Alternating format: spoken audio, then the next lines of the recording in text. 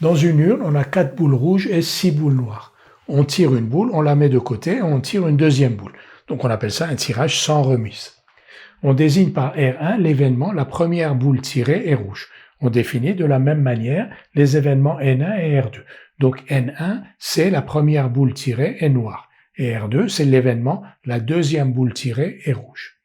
On nous demande de calculer P de R1, P de N1, P de R2 sachant N1, P de R2 sachant R1, puis P de R2 en utilisant la formule des probabilités totales.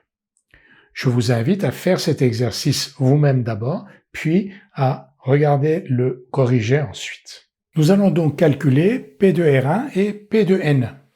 Le premier tirage se fait dans une urne contenant 4 rouges et 6 noirs. Quelle est la probabilité de tirer une boule rouge? P de R1 donc. Nombre de cas favorables 4, nombre total de cas 10.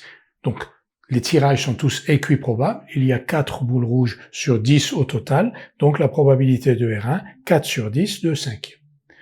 Probabilité de N1, on pourrait dire que probabilité de N1 c'est 1 moins 2 cinquièmes, c'est-à-dire 3 cinquièmes, parce que N1 est l'événement complémentaire de R1. On peut aussi directement calculer P de N1, donc nombre de cas favorables 6 sur nombre total de cas 10, c'est on tire en effet une boule noire dans une urne qui contient 10 boules dont 6 noires. Donc nombre de cas favorables 6 sur nombre total de cas 10, 3 cinquièmes. Nous allons maintenant calculer P de R2 sachant N1.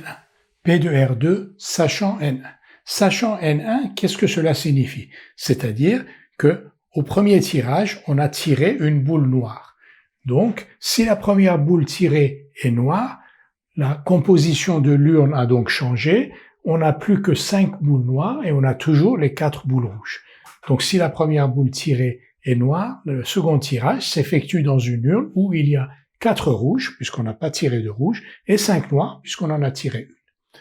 Et maintenant, quelle est la probabilité de tirer une boule rouge dans cette urne-là? Parce que P de R2 sachant N1, c'est la deuxième boule tirée est rouge, sachant que la première était noire.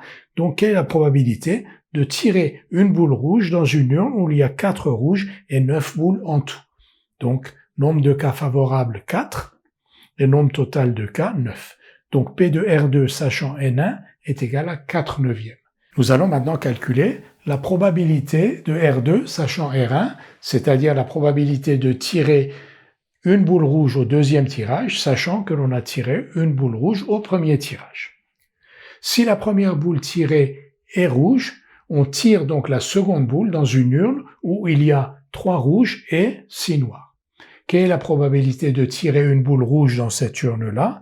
Nombre de cas favorables 3, nombre total de cas 6 plus 3, 9, donc P de R2 sachant R1, 3 sur 9, 1 tiers.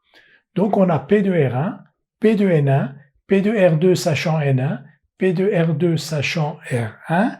On va donc pouvoir calculer P de R2 en utilisant la formule des probabilités totales. Pour utiliser la formule des probabilités totales, si vous vous souvenez, quand on avait la formule, on avait une partition de notre univers entre A et A bar. Et on écrivait P de B en fonction de P de B sachant A bar, P de B sachant A. Quelle est la partition de notre univers aussi? C'est R1, N1. C'est-à-dire que la première boule tirée est soit rouge, soit noire. Donc N1 c'est R1 bar, ou R1 c'est N1 bar.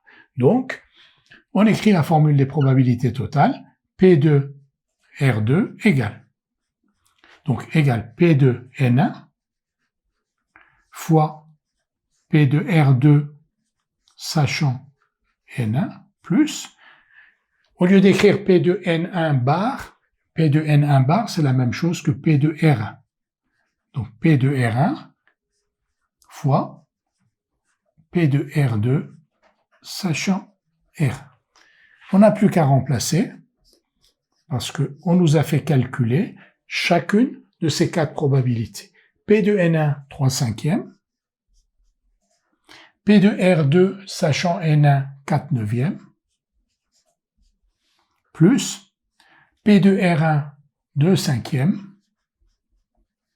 fois P de R2 sachant R1, 1 tiers. Égal. Donc ici, on va simplifier par 3 ici, Donc 4 quinzièmes,